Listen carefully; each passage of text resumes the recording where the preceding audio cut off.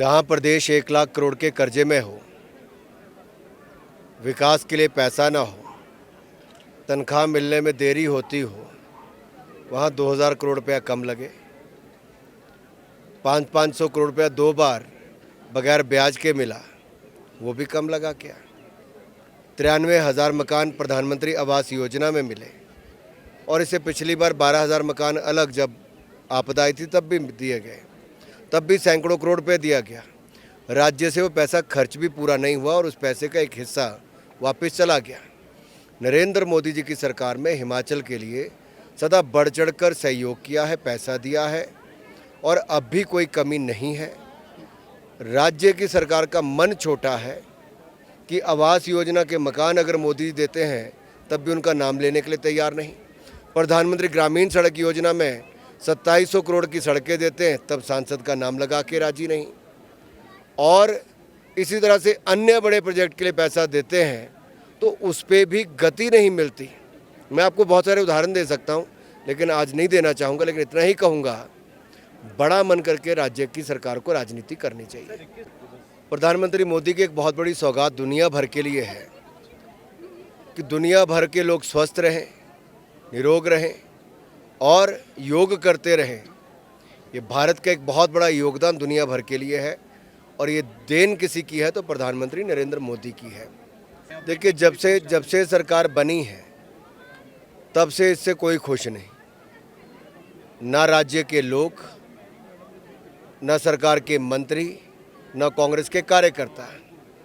1-1.5 साल में जिस सरकार में उठक पटक शुरू हो जाए, 9 विधायक इस्तीफा दे के चले जाएं, सिटिंग मंत्री भ्रष्टाचार के गंभीर आरोप लगाएं और ये बताएं कि सरकार पे किसी का कंट्रोल नहीं, इससे बड़ा दुर्भाग्य क्या होगा।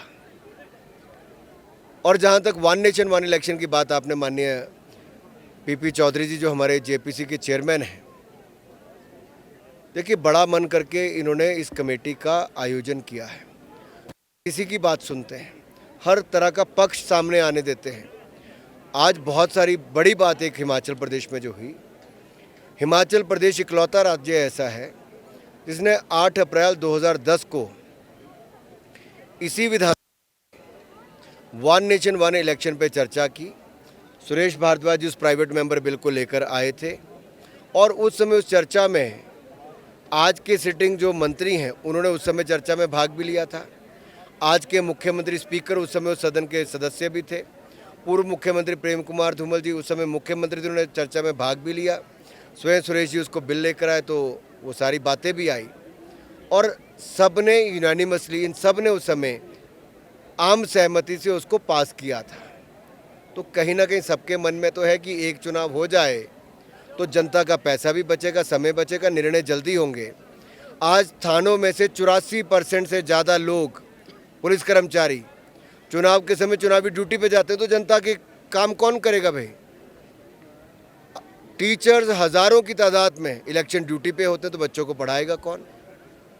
50-50, 60-60 दिन आप कोई निर्णय नहीं ले सकते तो प्रदेश में निवेश कहाँ से आएगा और प्रदेश के निर्णय कब से होंगे। ये हर राज्य की स्थिति है। इसीलिए जेपीसी का मानना क्या है, चेयरमैन पीपी चौधरी जी ने कहा है कि ये जो हम बिल लाए हैं, सरकार लाई है, इसमें अगर और भी कोई संशोधन करके इसको और बेहतर बनाया जा सकता है तो हम खुले मन के साथ इस पर विचार कर रहे हैं।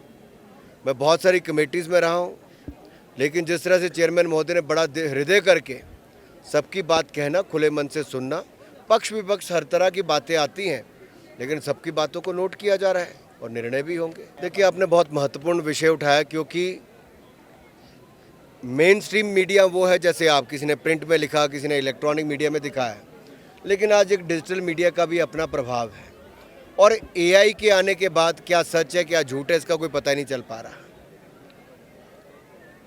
तो जो फर्स्ट हैंड इन्फॉर्मेशन है वो जाकर जो सांसदों ने दी और बताया कि भारत ने 15 दिन तक इंतज़ार किया कि Pakistan the resistance front organisation पर कार्रवाई करेगा, जो लश्कर तैयबा का फ्रंट है जिसने पहलगाम अटैक किया था और वो पाकिस्तान की भूमि से चलता है।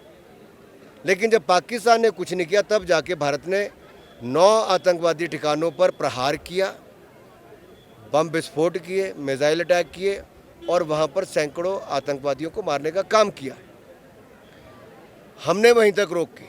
हमने पाकिस्तान को अटैक करने के बाद बताया कि हमने केवल आतंकवादी ठिकानों को ही चिन्हित करके अटैक किया है, लेकिन पाकिस्तान की फ़ौज ने भारत के निर्दोष लोगों पर एक बार फिर अटैक किया और हमारे 26 लोगों की फिर जानें गई जम्मू कश्मीर के क्षेत्र में। और भारत को फिर मजबूरन पाकिस्तान के डिफेंस इक्विपमेंट पर, स्ट्रैटेजिक लोकेशंस पर और एयरबेस पर स्ट्राइक करनी पड़ी। पर हमारी जितनी स्ट्राइक थी वो नॉन एस्केलेटरी थी, रिस्पॉन्सिव थी और मेजर्ड थी, यानी कि उसको बढ़ने नहीं दिया हमने युद्ध को। सारी दुनिया जानती है कि भारत एक न्यूक्लियर शक्ति है, परमाणु ताकत हमारे पास है, लेकिन हमने ये भी कहा है हम कभी अपनी परमाणु शक्ति का पहले उपयोग नहीं करेंगे। इसीलिए भारत की दुनिया भर में मान सम्मान है।